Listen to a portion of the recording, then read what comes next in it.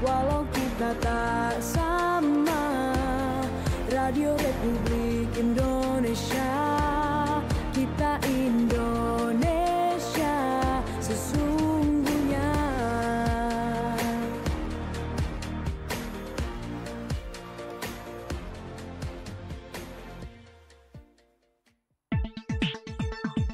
Berita pagi, berita pagi.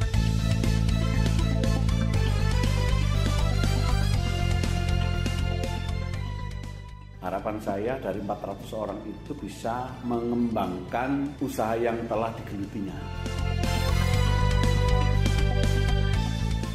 Petronas, Pemda, dan masyarakat untuk mendorong masyarakat Sampang, terutama daerah utara ini, menjadi masyarakat sejahtera.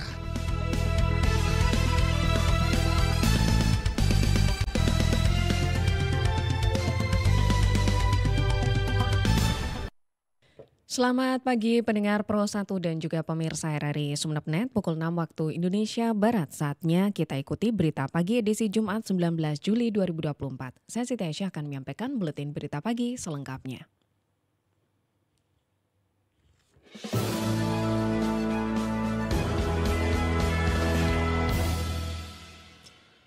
Untuk meningkatkan kemampuan santri dalam berwirausaha sekaligus siap kerja, Pemkab Sumeneb melalui Dinas Kebudayaan, Pemuda, Olahraga, dan Pariwisata Disbud Porapar menggulirkan program entrepreneur khusus santri atau wirausaha santri di tahun 2024. Berikut laporan Muhammad Ali. Pemerintah Kabupaten Sumeneb melalui Dinas Kebudayaan, Pemuda, Olahraga, dan Pariwisata Disbud Porapar Sumeneb kembali menggulirkan program wirausaha santri di tahun anggaran 2024. Tahun ini, program unggulan Bupati Sumeneb Ahmad Fauzi ini dipusatkan di 4 pondok pesantren sebagai lokasi kegiatan. Kepala Disbud Porapar Sumeneb Muhammad Iksan mengatakan program wirausaha santri dikhususkan untuk pemuda utama kalangan santri yang ada di pondok pesantren agar memiliki skill kewirausahaan. Melalui program tersebut, santri juga diharapkan mampu bekerja seperti di sektor industri pariwisata. Menurut Iksan, program ini digulirkan setiap tahun dan saat ini tahun keempat dengan mengambil 100 orang pemuda di pondok pesantren yang sudah ditentukan. Jadi dari 4 tahun itu berarti 4 kali 100 berarti 400 orang. Harapan saya dari 400 orang itu bisa mengembangkan usaha yang telah digelutinya. Kemudian yang kedua, bisa membantu juga mungkin teman-temannya yang lain yang belum mendapatkan pelatihan tersebut untuk memberikan pelatihan secara mandiri. Jadi tidak tergantung kepada yang disampaikan oleh pemerintah daerah. Iksan menambahkan, program ini menggulirkan 4 jenis pelatihan seperti diving, membatik, pengolahan ikan untuk diolah menjadi tepung khusus di kepulauan, lalu usaha angkringan agar masyarakat khususnya santri bisa memanfaatkan potensi usaha tersebut sekaligus sebagai sarana berkumpul serta dapat bertukar pikiran positif.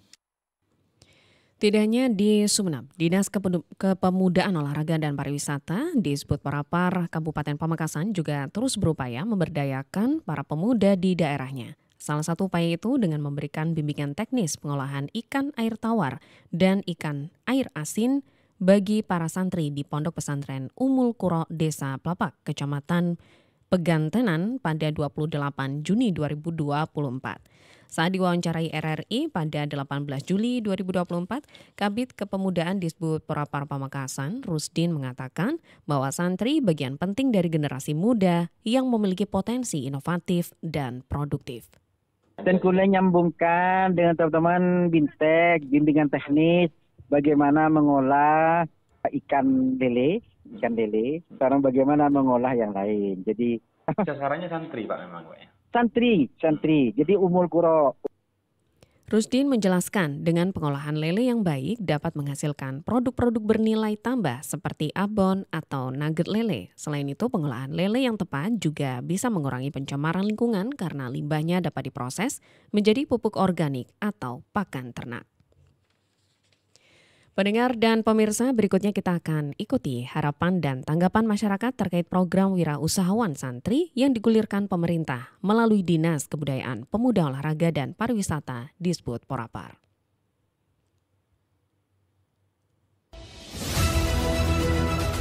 Saya Lina dari Pandian.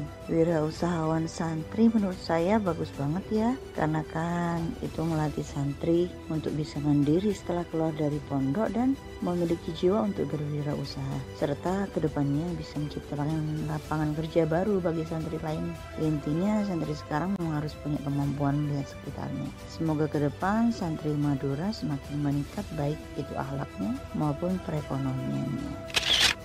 Saya Wildan dari Pamoloan. Menurut saya wirausahaan santri bagus untuk melatih santri memiliki kemampuan dalam usaha agar keterampilan tersebut berguna nanti ketika sudah lulus dari pondok. Tidaknya mereka bisa dan tahan menghadapi tantangan yang ada. Cuma saya sangat berharap kepada pemerintah memberikan pengawasan dan pembinaan setelah diberikan pelatihan dan bantuan modal supaya usahanya terus berkembang.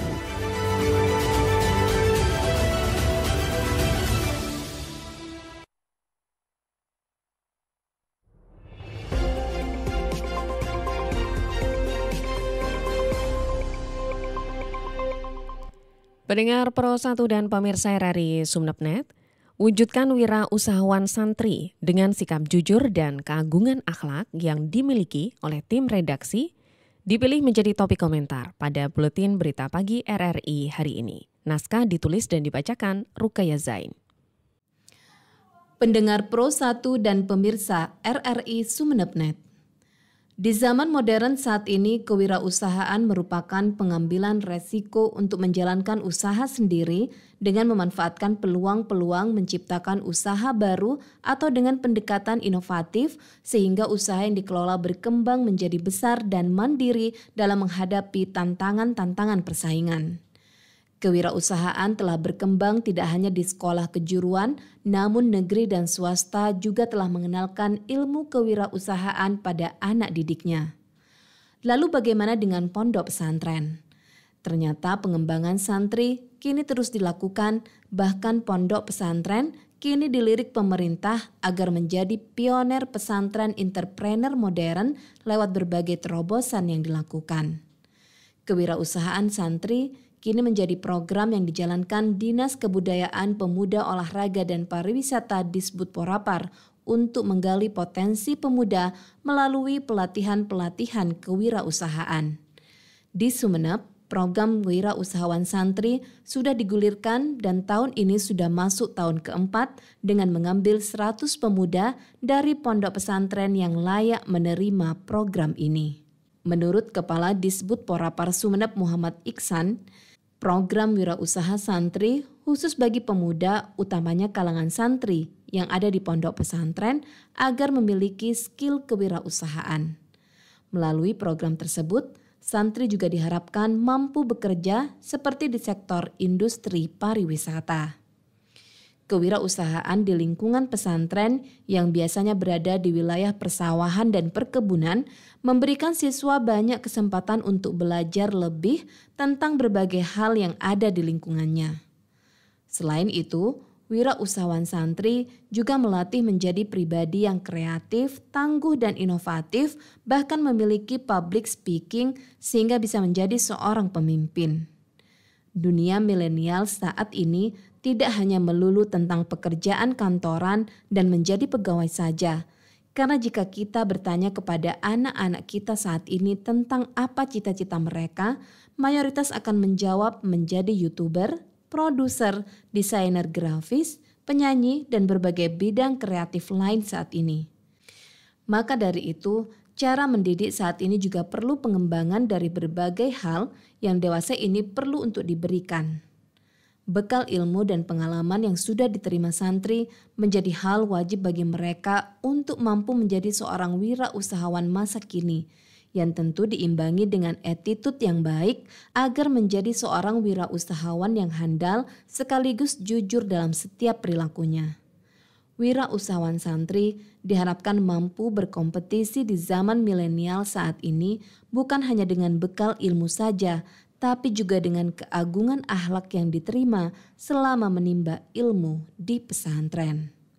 Sekian komentar, selamat pagi. Baik pendengar maupun pemirsa, Anda masih bersama Berita Pagi RRI Sumeneb berjejaring dengan RRI Sampang serta dapat diakses melalui rri.co.id, aplikasi RRI Digital, dan YouTube RRI Sumeneb.net. Kami beralih ke informasi lain.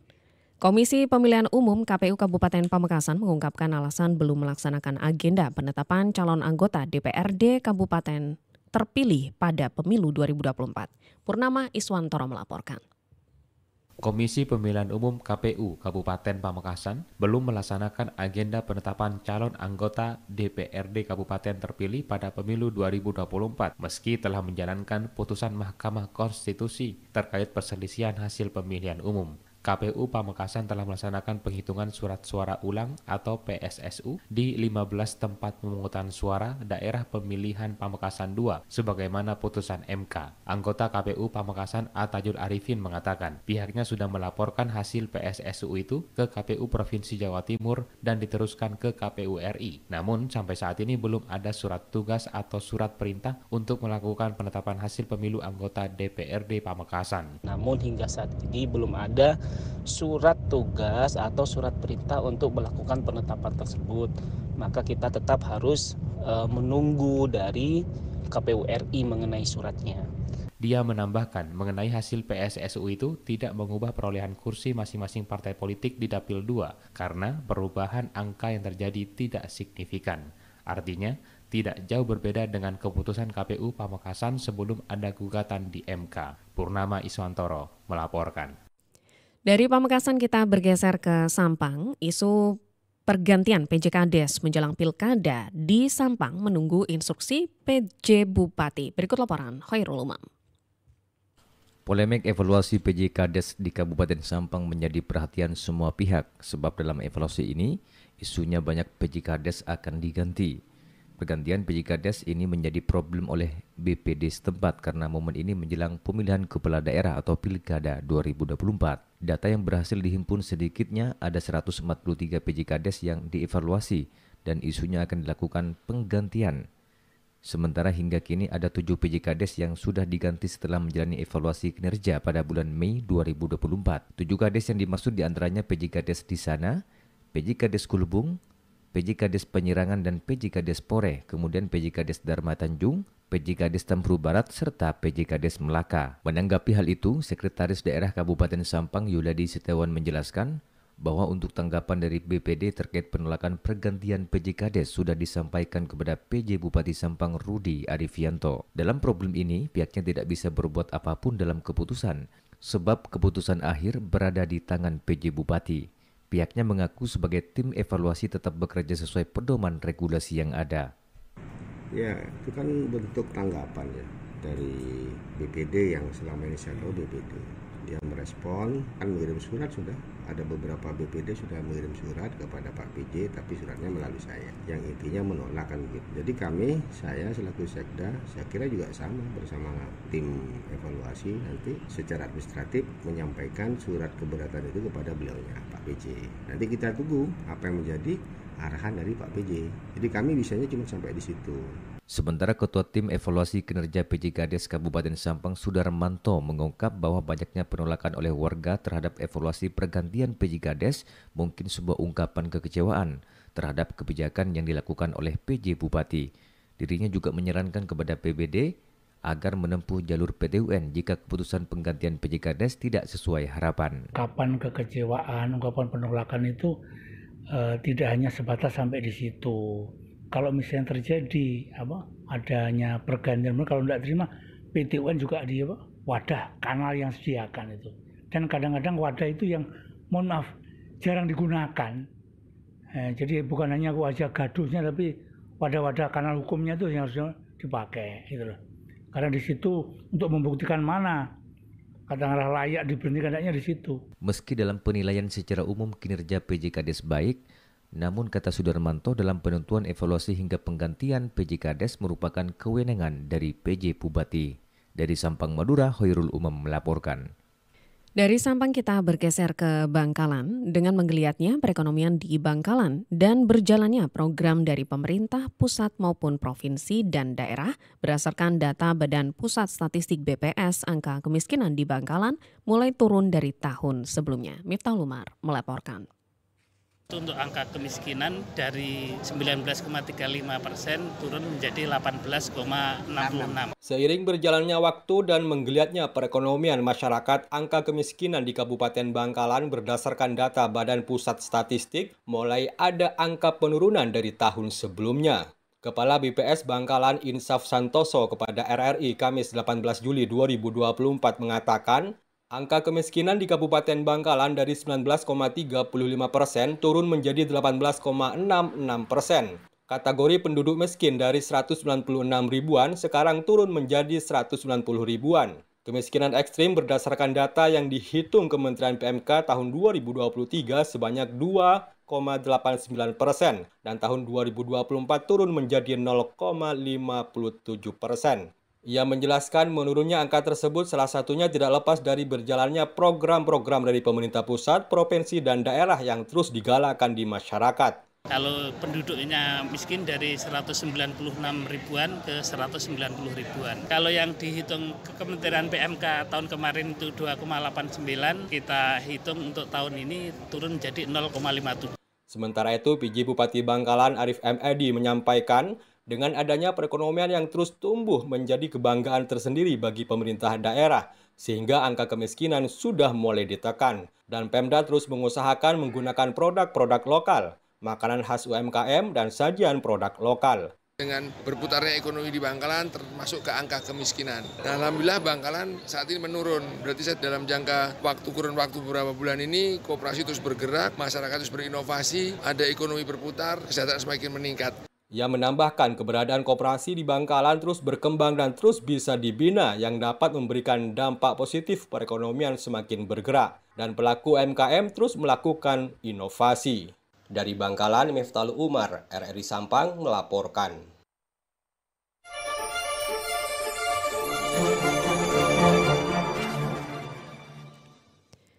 Pendengar dan pemirsa, Bupati Sumeneb Ahmad Fauzi Wongsoyudo menghimbau masyarakat tidak mengendarai sepeda listrik di jalan raya. Berikut laporan Imam Mukhlis.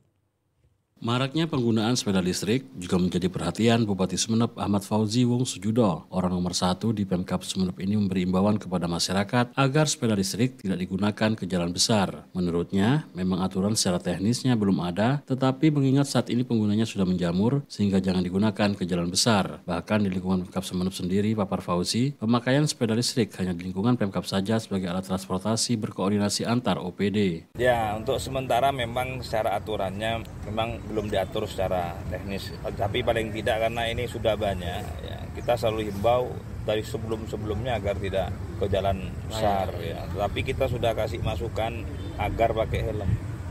Ya, apapun yang berkaitan dengan yang namanya listrik, itu kan beresiko. Jangankan sepeda listrik, naik sepeda itu aturannya harus pakai helm sebenarnya. Bagi masyarakat yang mengendarainya ke jalan raya, imbau Fauzi hendaknya tidak lupa menggunakan helm demi keselamatan, juga karena memang belum ada aturan teknisnya, namun dirinya pribadi mengingatkan agar memakai helm meskipun mengendarai sepeda listrik. Bergeser ke informasi berikutnya dari Sampang, pendengar dan pemirsa, rumah pintar di Kabupaten Sampang diharapkan meningkatkan kualitas pendidikan. Alvinwari melaporkan. PJ Bupati Sampang Rudi Arifianto membuka peresmian sekaligus serah terima rumah pintar atau smart house sebagai bagian dari program pengembangan dan pemberdayaan masyarakat yang diinisiasi oleh Petronas di Kecamatan Sokobana, Kabupaten Sampang. Bupati setempat Rudi Arifianto menyampaikan, rumah pintar yang terletak di lingkungan kantor Kecamatan Sokobana ini merupakan simbol dari upaya bersama antara pemerintah daerah dan juga Petronas untuk meningkatkan kualitas pendidikan serta pemberdayaan masyarakat di Kabupaten Sampang. Saya ajak, marilah bergandeng tangan Pak Yuzaini, Petronas, Pemda dan masyarakat untuk mendorong masyarakat Sampang, terutama daerah utara ini menjadi masyarakat sejahtera. Dan ini penting karena kita sudah dorong, ini persimbol kita dorong untuk pintar. Pintar tapi kalau nggak sejahtera malah berbahaya. Dia menegaskan bahwa pembangunan rumah pintar ini diharapkan dapat menjadi pusat pembelajaran dan pengembangan masyarakat yang dapat meningkatkan kualitas pendidikan. Rudi juga tidak lupa menyampaikan apresiasi kepada SKK Migas dan Petronas atas dukungan dan kontribusi mereka dalam meningkatkan kualitas pendidikan dan literasi di daerah tersebut.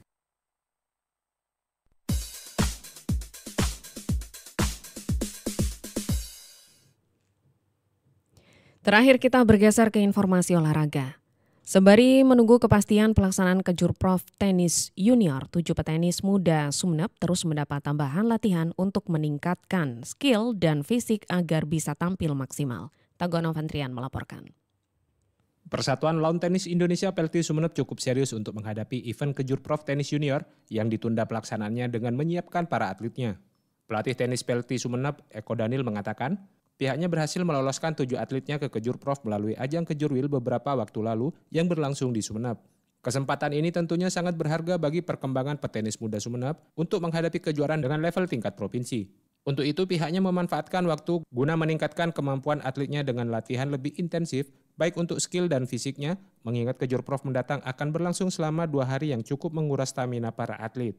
Untuk latihan fisiknya, tekniknya sudah kita lebih mendalami untuk persiapannya ke Kejurprov. Karena kita kan berkaca kekuatan korwil-korwil yang ada di Jawa Timur kemarin. Jadi baik fisiknya, terus tekniknya kita tambah lagi.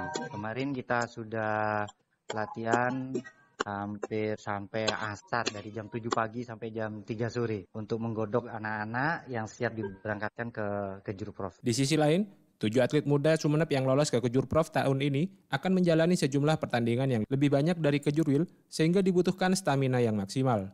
Meski hingga kini belum ada kepastian tanggal pelaksanaan Kejurprov, PLT Sumeneb tidak lengah untuk tetap memaksimalkan pola latihan kepada para petenis agar bisa meraih hasil maksimal di ajang tersebut dan membawa nama harum Kabupaten Sumeneb di Kejurprov mendatang.